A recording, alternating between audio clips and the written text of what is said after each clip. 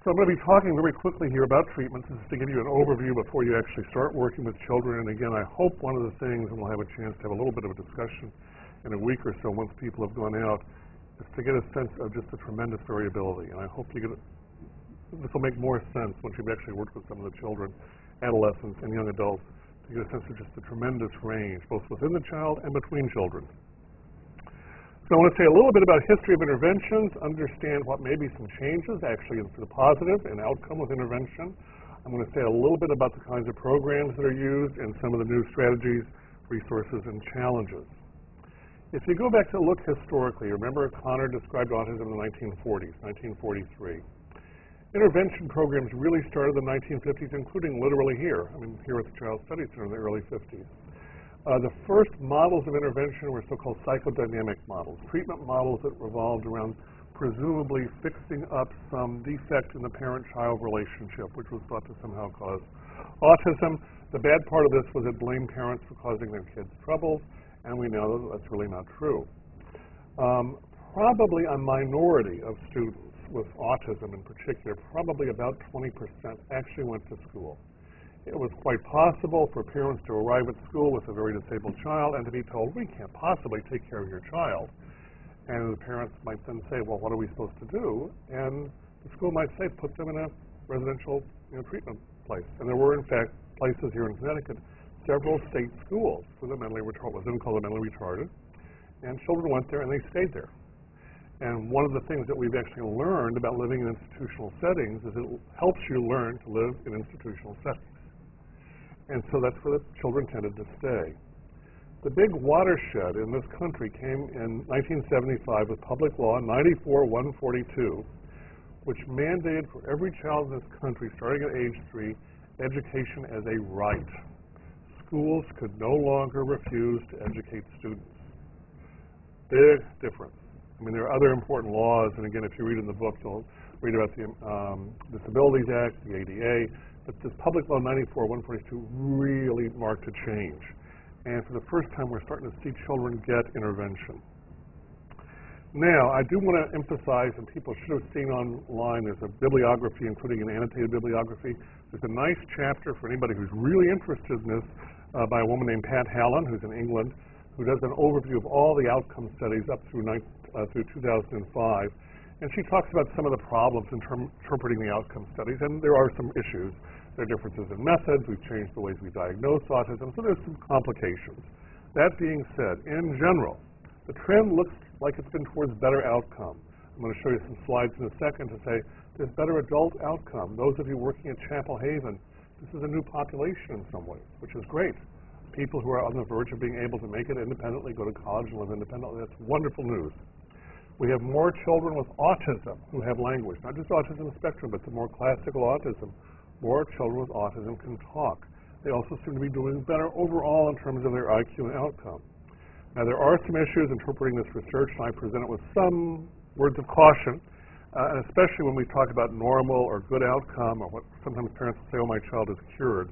My experience, having seen thousands upon thousands, literally somewhere probably between 6,000 and 10,000 children on the autism spectrum, I have met a handful that if I met them, I would say, geez, I didn't realize the child had something wrong with them. A handful. Now, it's not to say it doesn't happen, it does. Most of the time, when you see a child who's done very well, some form of social oddity remains. And again, you can decide what normal is. And you can have a big debate about that. But if you mean living independently and self-sufficient, I'll settle for that. That's great. Again, there's some problems interpreting the research, the early confusion, autism and schizophrenia. People didn't know who was being studied.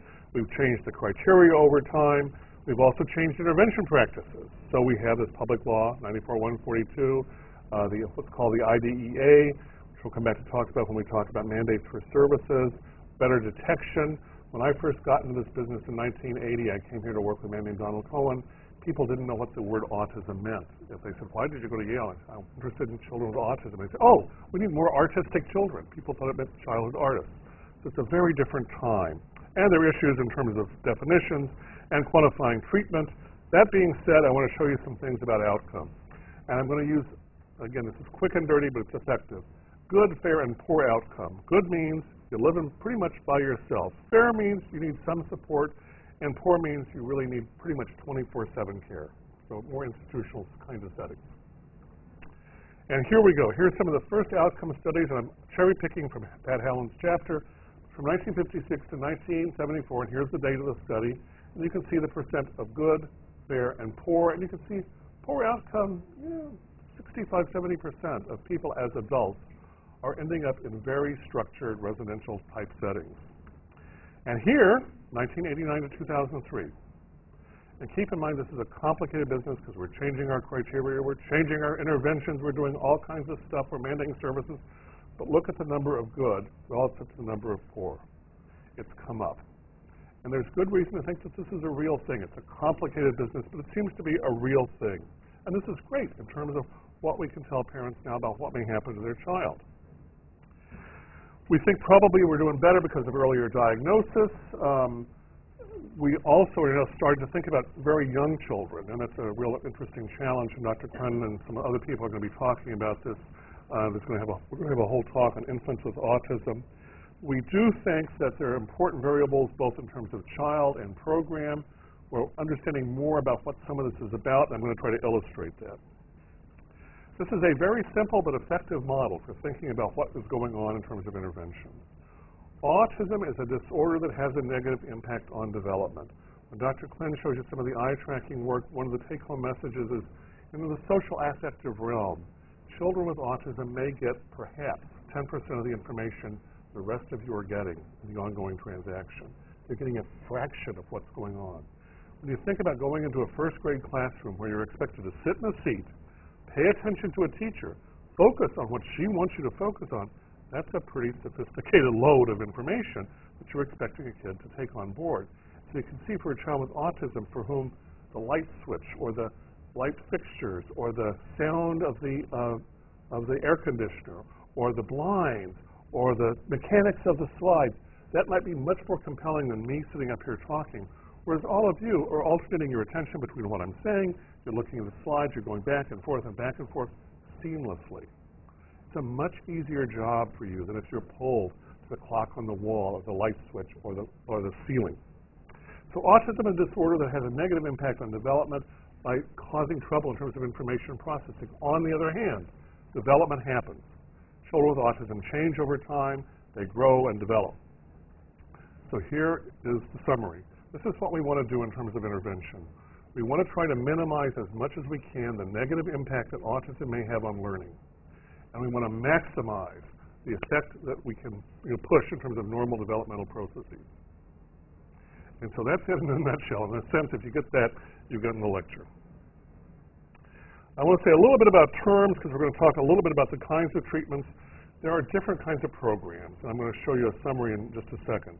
Center-based programs, you take your child to a center like Ben Haven School. Home-based programs, somebody may come into the home and help the mother or father work with a child in the home. There may be programs in the public schools. We also have some states that have statewide programs. North Carolina, one of the first, Delaware, have statewide programs. So there's a whole continuum of services. There are also some age-related issues. In the United States, and again, we'll talk more about this when we talk about mandates for intervention, there's a separate system for children under 3. Schools are mandated to start services at 3. So that age 3 is a big dividing line. Also, you'll hear about different kinds of methods. Applied behavior analysis, ABA, behavioral methods tend to predominate, but they're not the only kinds of treatment approaches. Things like discrete trial, pivotal response, and we're going to have a whole lecture on behavioral intervention. Other approaches use more developmental methods. Developmental methods might be, for example, the child comes into the classroom and the teacher's agenda for the day is they're going to learn about, well, let's say colors, red and green. And they're going to sit and work on red and green versus yellow and blue and whatever. Let's say that, if you're a very behavioral person, you might focus very much on that. A developmental person, on the other hand, is a child may come in having seen a red fire truck and may be saying fire truck. You might reorient your whole lesson around fire trucks and transportation and teach colors in that regard. So again, and these approaches are not necessarily incompatible, and many approaches combine aspects of both, so-called eclectic programs. And as you heard, we need to move from having an evaluation to having an intervention plan.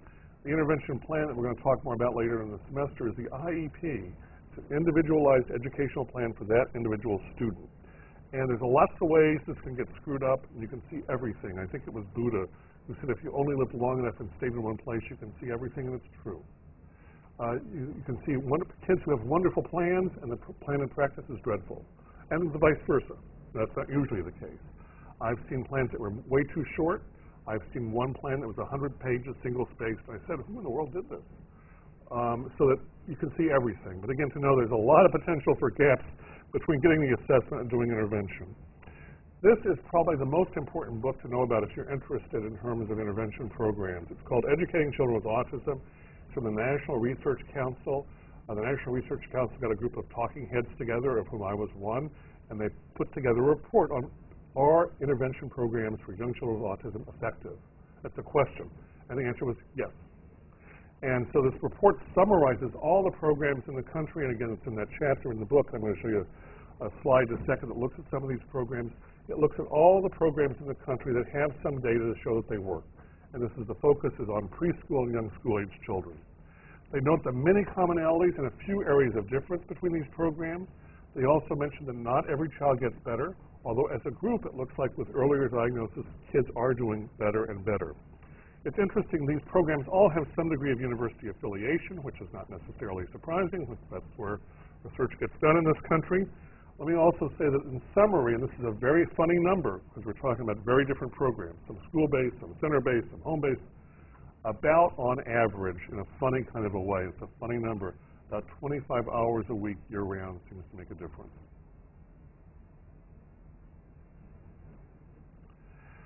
Again, the kinds of things that you look at in terms of intervention programs, they should be planned and intensive. They use curricula developed for children with autism.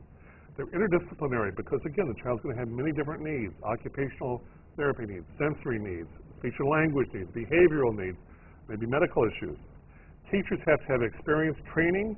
Families are important in this. And why are families important? Because of generalization. When Dr. Tsanis mentioned the problem with adaptive behavior, we literally have a young man who's a math genius who solves equations in his head all the time. He has a favorite kind of equation. He cannot walk into McDonald's and get cheeseburger and change. And why is that? Because he can do the math. The cheeseburger is 99 cents. He gets $1, you get a penny. But there'll be a young lady behind McDonald's counter in her perky McDonald's uniform, and she will, before he can get out, cheeseburger, please, she will say to him something like, would you like to try our chicken fajita special? And he doesn't know what to do, because he's not going in for a chicken fajita special, he's going in for a cheeseburger. And maybe they've run out of cheeseburgers, or maybe if he buys the chicken fajita special, she'll be his girlfriend, and he would love to have a girlfriend. And so he just kind of collapses. The nice thing about family involvement is they help kids learn to generalize skills, so it's not just learned in isolation. The tendency to kind of learn with blinders on is a real danger in autism. Having child really engaged is essential, looking at behavioral issues and thinking especially about the behaviors that both facilitate and interfere with learning. And finally, thinking about transitions of all kinds, from junior high to high school, from preschool to school age, from high school to adult, college, vocational, all these transitions. Transitions are hard for people in the autism spectrum, and transitions in school program are especially hard. This, and again, this is directly taken out of the book, but this is a summary of those 10 programs. This is the first 5, and you can see here the name of the program, the mean age of entry, the hours per week, the usual kind of method, the approach they take in terms of teaching. And again, the rest of the programs, and again, there's the exact table on page 122.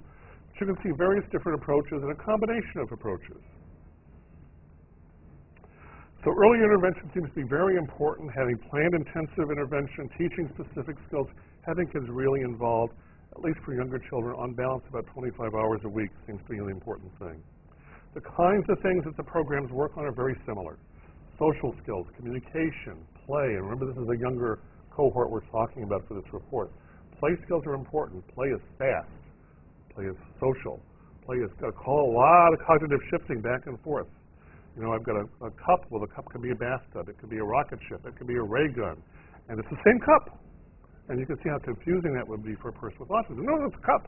Well, it's whatever we choose it to be, and it's very fast-paced.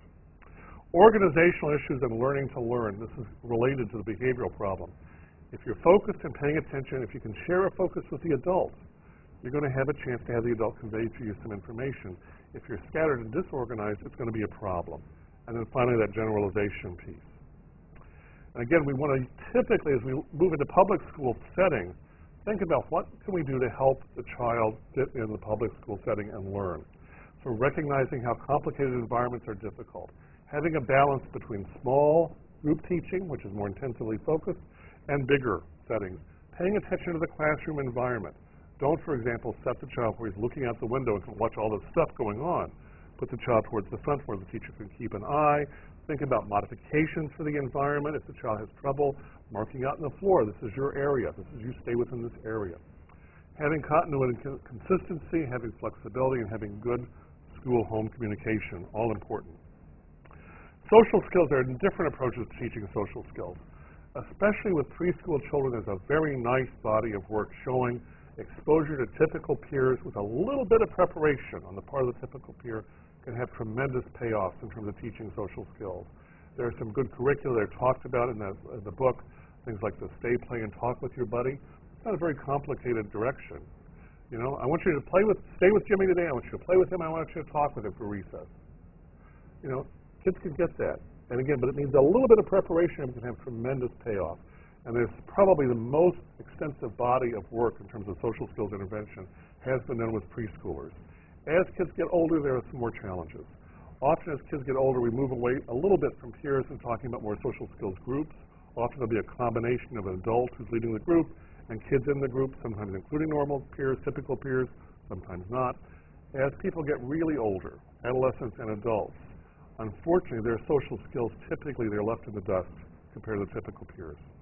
So remember, as Dr. Tatana showed you that slide of the 12-year-olds who've got verbal IQs of around 12 years, but their social skills are around 2 years. That's going to be a real challenge, having them with other 12-year-olds. Not that it's impossible, but it's often for that group that you have adult instruction. And adult instruction can be very helpful throughout the lifespan. Things like what you do and don't talk to ladies about, right? It turns out there's a long list of things you don't talk to ladies about, right? Well, that's important to know. And for some kids, writing it down, having a list of, I do not talk to ladies about certain body parts. We have one young man whose thing was he likes ladies, and he would admire their breasts. And he would come up to ladies and say, oh, that's a nice set of breasts you have. And he's learned with help, to say, you have nice lungs. Now, his parents know what that means, but it's very adaptive. It doesn't get him into trouble. So again, it's interesting, it's a problem. Most of the research has been done with younger children, unfortunately. There are more and more programs of social skills intervention, and we'll talk more about them. Again, they vary a lot, but mostly with adults we're talking, and adolescents we're talking about adult-mediated teaching. And for those of you working at Chapel Haven, you'll have a lot of examples of this. Language and communication is one of the things that predicts outcome in autism. Having some language by age 5 is a good sign. We now think that probably about 75% of preschoolers with autism can develop useful speech. That number used to be 50%. So to get another indicator that things are going on. Augmentative communication approaches, we're going to have a whole lecture on communication. Augmentative is using other kinds of aids, visual things, photographs. Those of you at Benhaven, you may see a whole schedule for the child in pictures. Again, if you have trouble with language, but if you can understand the pictures, that can help you sequence. You can even do things. You can have the schedule in the fridge, and the parents at home, you can turn the pictures over as the child finishes, so he can have, or she can have a sense of what's happened, what's happening in the future, what's happened in the past. There's a whole technology that we'll talk somewhat about later on. Manual sign would be another example of this. Manual signing there was tremendous. This would be like the deaf, for example. The problem with manual signing, although there's tremendous interest in it, still is useful for some children. The trouble is it's also fast-paced, and it's transient. The beauty of the static visual thing is you can go back to Egypt and see some of the things written in the hieroglyphs of the pyramids, right? Same thing as 3,000 years ago. Whereas the manual sign moves right along. So the visual strategies are important. We'll have a chance to talk about that. It sometimes is worrisome for parents. They say, oh, if you're using visuals, that means my child will never talk or will never be able to talk. In fact, we think, if anything, that there's probably good potential. Anything that will help the child learn to communicate will help the child talk. And again, this can take the form of communication with computers, very simple things with pictures. There's a whole range of things that you can put into play. There are some differences in terms of the ways programs teach. So the applied behavior analysis, this is the whole technology we're going to talk about in terms of behavioral interventions. There are more developmental approaches. The kinds of things that we need to work on also in kind of real-life skills. So articulation and prosody. We'll talk a little about this later on with Rhea Paul. Kathy Tatanis was mentioning the difficulties with prosody, and I was giving an example of the man who talks in a very loud monotonic voice. That's a problem when that's the only voice you got. Most of us probably have 1,000 voices. I have 2 dogs. I talk differently than 2 dogs. Admittedly, one of them is deaf, which is a challenge. But when you think of it, you know, you have hundreds, if not thousands of voices, right?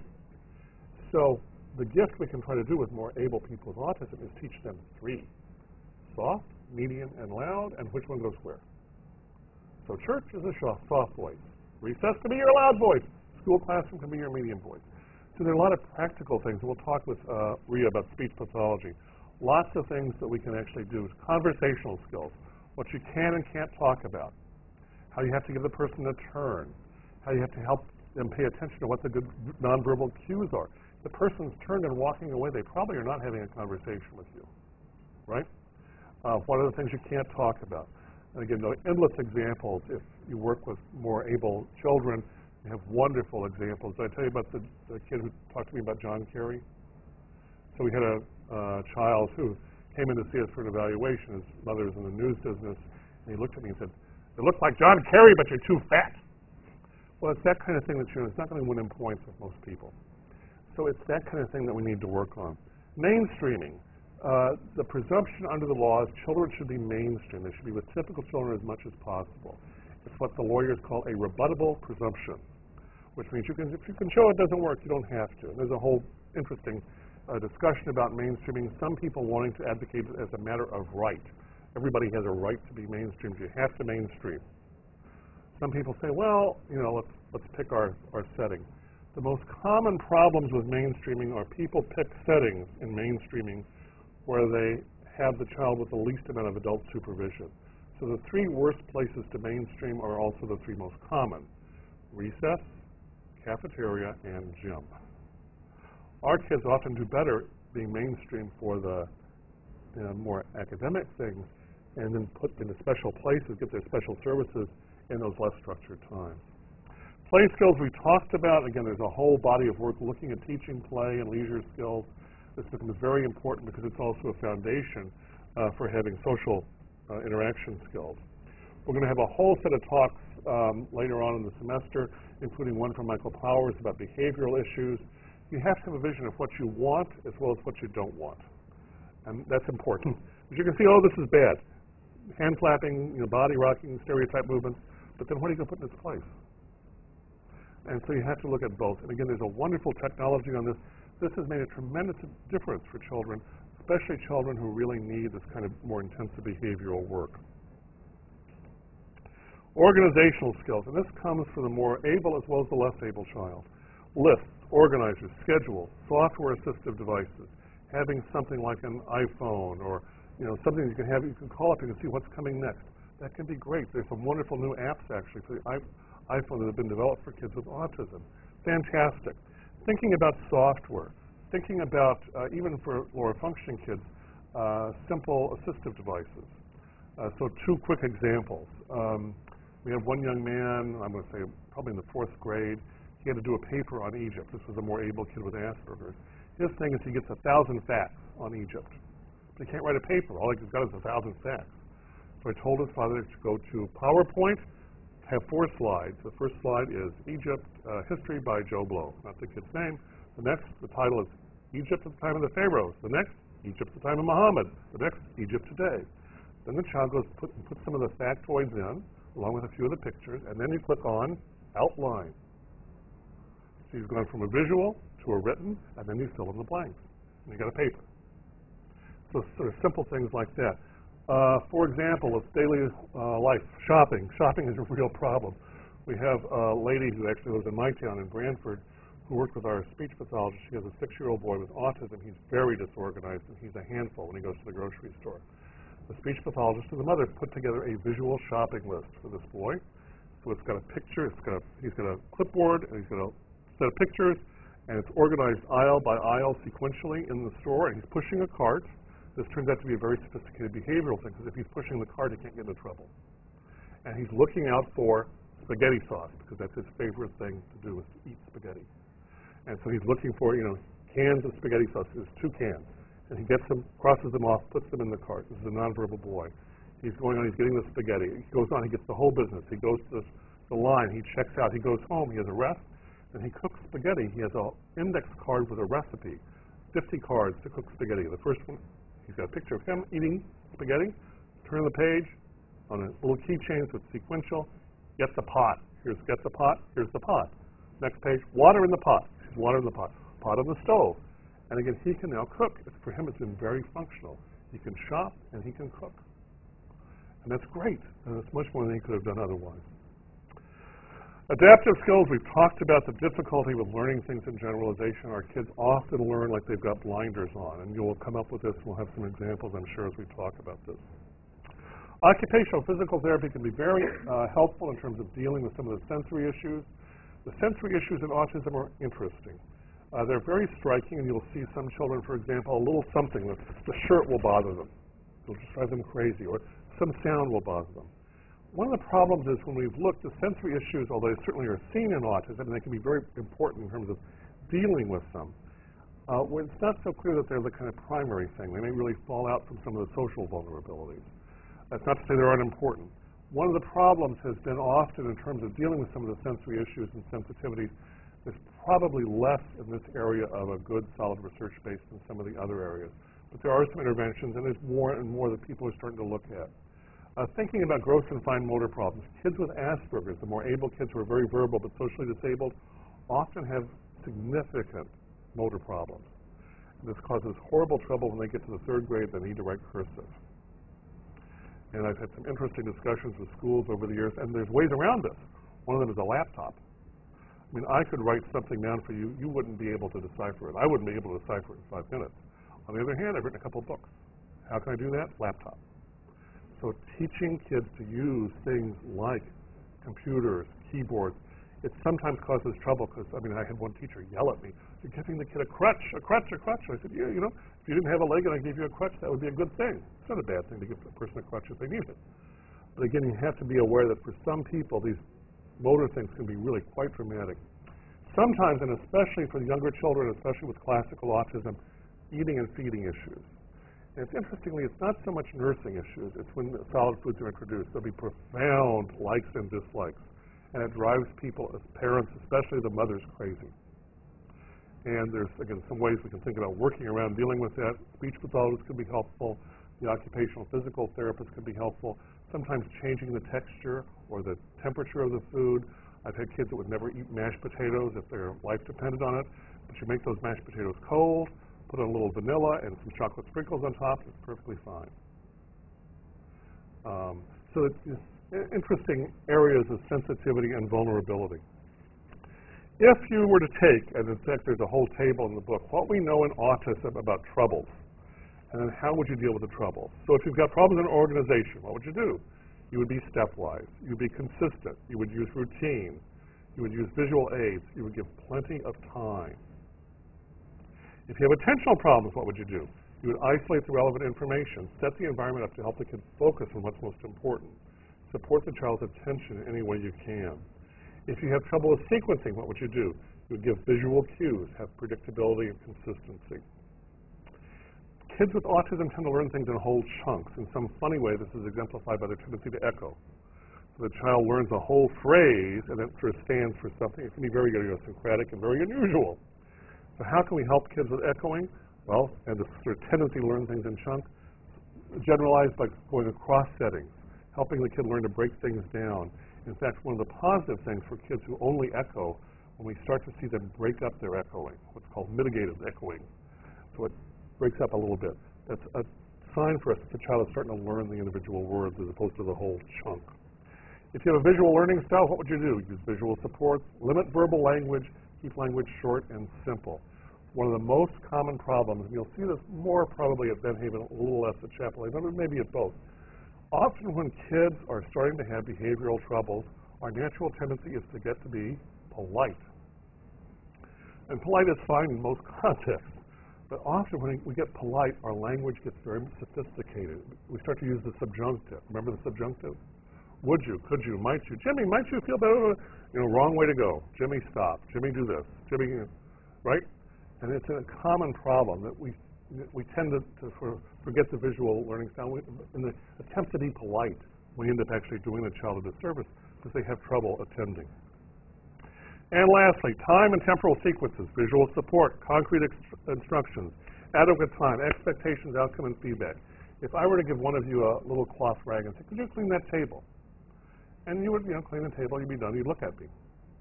A person with autism might keep cleaning and cleaning and cleaning and cleaning. And why is that? There's not a start and a finish line. So what would you do? You would adopt a strategery, as our former president would say. You would start at one corner and you work to the bottom, stop at top left, and work until you get to the bottom right, and you're all done. That would be a very effective strategy because they would then have a sequence that they could use. Trouble understanding social cues. You have to turn yourself into a life insurance or a car salesman. You want to be enthusiastic. Make it big. Make it bold. Right? Subtle? No. Subtle will be lost. So exaggerate. Keep things slow. Keep, again, explicit teaching. And again, we'll have chances to talk. Once you've had a chance to go out and work with some of the children, we'll have a chance to talk about what your experience has been. Explicit, explicit, explicit. Issues in mainstreaming, we've talked about this in terms of it's a rebuttable presumption. Looking at peers, especially if they have some training, can be fantastically helpful. And I mentioned the 3 worst places to mainstream. The developmental approaches look at how kids typically learn things, and that's a starting off point. Kids with autism spectrum disorders sometimes violate this. I have one young man who's now a very high-functioning man. He's actually written his autobiography. But when he was literally here at the Child Study Center years ago in the nursery school, he didn't talk until he was 4. And then he talked in full sentences. He skipped that single word, the phrase stage. He started talking in full sentences about an event that had happened the year before. That's not a typical pattern developmentally. So even though we're prepared developmentally for kids to follow sequences, we have to know that sometimes they violate them. As much as we can, we want to pay attention to the child's preferences and motivations, and we also want to pay attention to the learning environment.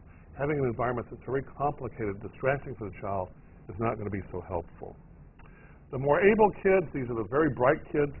Sometimes those people say, oh no, he can't have autism or autism spectrum, he's too bright, he's too verbal. There's tremendous variability in their presentation. One of the worst things that happens is the kids can get labeled as having behavioral problems. And there's a whole lingo on this. SEM, SED, ED, BD, this means bad boys.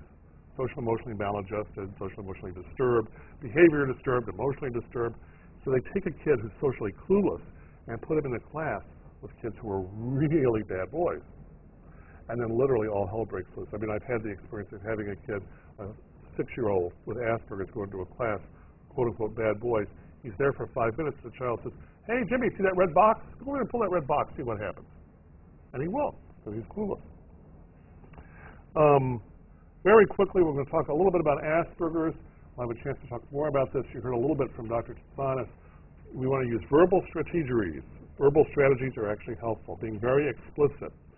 Teaching things explicitly. How come you're feeling not, how do you know how you're feeling? You're feeling depressed? How does that feel? Feeling anxious? How does that feel? Making things explicit. Often these are children who have blow-ups, but they haven't paid attention to all the steps that lead up to the blow-ups. And those of you at Chapel Haven will have a chance to talk about this. Again, we can teach with kids with Asperger's verbal scripts. Oh, I have to remember I cannot talk to people about deep fat fryers unless I've given them a chance to talk first. Or whatever it is. But again, kids with Asperger's, because they have this verbal ability, they can use these steps and they can practice in their head. Teaching explicit rules, teaching things like self-correction. Am I talking too much? Is this more than you want to know about deep fat fryers? Would you like a turn now? All these are kind of sort of stilted mechanisms, but at least they get the child's feedback. Academic curriculum, and we're moving towards the end. We don't want to lose sight of the big picture. We want to emphasize the child's strengths. My usual joke is it's easy to make the kid feel bad. What we want to do is help them feel good about something. So we want to think about ways that we can actually use the child's special interests whenever we can. This comes up especially with kids with Asperger's, and I think my next slide shows an example of that. Yes. So this is a young man who's had an interest in snakes all his life. This is a kid with Asperger's. The first time I met him across the hall, He actually had seen our colleague Wendy Marins, who's a speech pathologist, and he had talked to her about the dreaded puff adder of England, because she's from England. And then he saw my colleague Ami Klin, who's from Brazil, and he talked to him about the dreaded giant anaconda. And then I walked into the room, and his first comment was, "Thank God it lasted Americans." And then he talked to me about the dreaded pygmy rattlesnake of upstate northwestern Connecticut, right? So he's got to think about snakes. So this kid comes to the 7th grade in his little town in upstate Connecticut, and he's got to write a thing on the Battle of Gettysburg, and there are rules. He's got to have a picture of the general, he's got to have a map, he's got to have something about the battle. And so the teacher and the mother and I were having this whole discussion about this problem, and the teacher said, "Oh, if we could only bring snakes into the Battle of Gettysburg." I said, "Oh, what a fantastic idea." So this was part of his poster, which I mocked up. And he's got, you know, there's Robert E. Lee, and there's where Robert E. Lee is. Here's a picture of the battle, there's the map. And here, of course, is Gystrodon piscivorus, the dreaded water moccasin, which is what he's really interested in. But he's learned a lot about the battle, even in the context with the snakes. So when you can find ways to do this, it can be very adaptive. It can sometimes be a real challenge. But when you can make it works very well.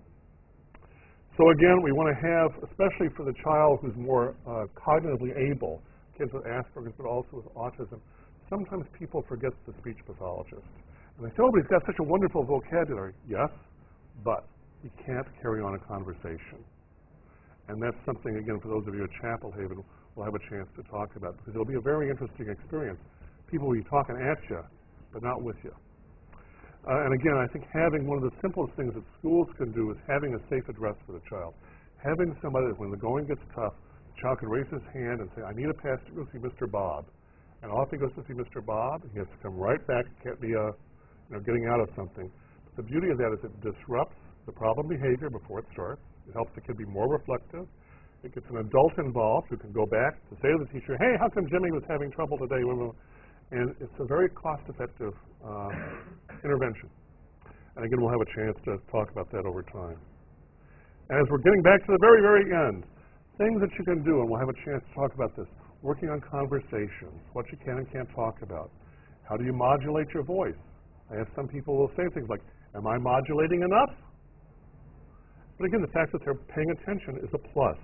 Encouraging self-monitoring. You can use video, audio tape. You can work on these things. Now, one of the problems is we do a better job of teaching kids about responding. Initiating is really hard. And one of the things you will discover, especially, well, actually in both contexts, how kids come up and approach you can be very idiosyncratic and one-sided. And it's really hard to intervene at that level. But again, we'll have a chance to talk about that. And finally, for the more able kids, keep in mind that what seems like maladaptive behavior, and indeed it may be very maladaptive, but it has to be understood in context. And the question is, why is the child acting this way?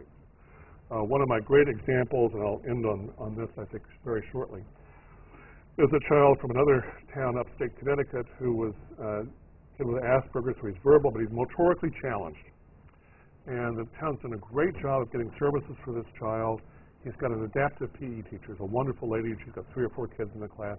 One day she is sick, and it's a small district, and so who do they get in to cover her class? The football coach, because he's not doing anything in the morning, right?